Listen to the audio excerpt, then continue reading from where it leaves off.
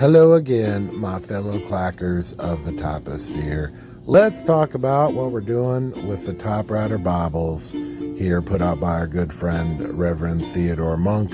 The answer is we're using them to glue stuff together. And today we're specifically getting a case recovered. Case for a Corona Folding 3.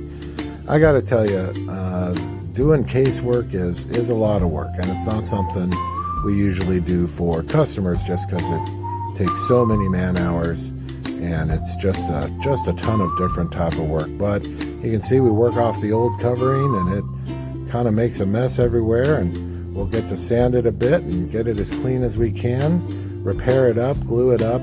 And again, this is not something we usually do, but this is a special case and a special application for our good friend of the Typosphere, Mr. Joe Van Cleave. You can find Joe Van Cleave and his videos on all things typewriter related on YouTube. If you don't follow him on YouTube, Joe Van Cleave is kind of the end-all be-all answerer of all good questions you might have about typewriters, certain types of typewriters, how they work, the positives, the negatives, and using typewriter in your everyday life.